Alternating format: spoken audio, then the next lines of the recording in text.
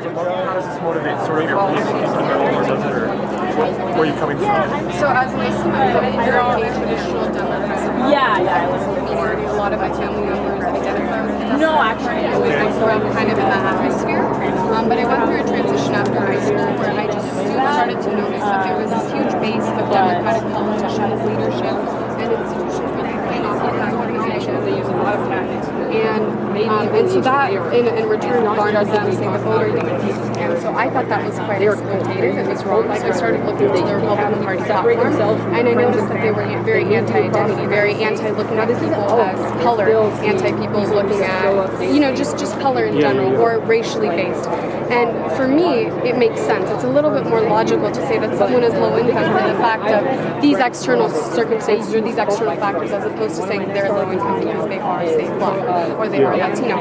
And that sort of logical deconstruction of policy issues that are very contingent to like power movements or social movements, I think personally is better for policymaking in America. So I started leaning more towards that party. Do I fully identify? No. I'm a pretty moderate person. You're still open to different ideas. And I'm still open to different ideas. And that being said, when I say Muslims are for free speech, it was because I was saying Muslims are the point. They're pretty much the beacon of the Democratic Party. They're using us. And so for me to stand up with a sign and say, no, Muslims are part of the other side as well, it's kind of identity politics being thrown back in the face of identity. You're sort of saying, I'm one of these people you claim is like this, yes. But why don't you actually listen to me and I can tell you why? Why don't you, not only why don't you listen to me, but why don't you delve deeper into your amendments and see that Muslim was nowhere a contingent of it. Being Black was nowhere a contingent of it. Being this never was. It's just a nonpartisan vote and we should all adhere to it. That's what it is. And as far as I know that the young lady was talking about how she's been institutionally set up to fail in the system. Well, I would disagree with her. I would argue and say, why are you at Berkeley? How are you at Berkeley? What is it about you that let me and you get to the same place at the same time? Check your privilege, in a sense. But that's not to disagree with the notion that Black people are significantly under the rest of the population, but I wouldn't even look at them as Black people. I would look at them as people who are just severely low income for whatever reason. And that's how we combat the problem. We don't just say it's a fully Black problem, because to be frank, there are many other types of people in those neighborhoods. There are people like me who came from there. There are people who I don't even need to classify as a racial category. They're just there for their circumstances, and that's what we really need to be taking a look at. So, do you agree with E pluribus unum? Like, for many nations, we're going to become one American nation?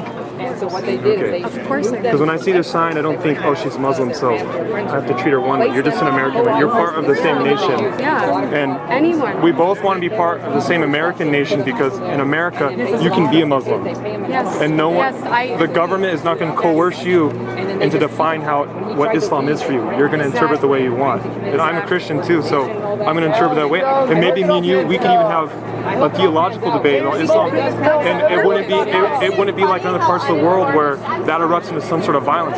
But if they take away our First Amendment, that's the antidote to all the social problems that they claim they're against. The oppression of groups. That happens when you take away the base of liberty. I agree. It's the base of liberty and free will. My problem with these sort of events is that they use terms like fascism and KKK and Nazism, and they throw these intolerable words out there to portray the majority, the gist of, say, Republicans, or the gist of those who agree with Milo, for example. And those are loaded words. That's loaded diction. They have connotations and context that are very anti what Milo stands for, anti what Ben Shapiro would stand for. But a lot of these people that I've spoken to have never listened to a Milo speech. They've never listened to a Ben Shapiro speech. They've never actually deconstructed it for themselves. And when I would go back and share the link of the speech that just happened last week, they would say, well, I don't want to listen to it. And I'm like, no, you have to understand why you don't like them. You can't just say you don't like them first glance because they have an orientation different than you. That's all it is. And that's part of the free speech notion. Listen to them.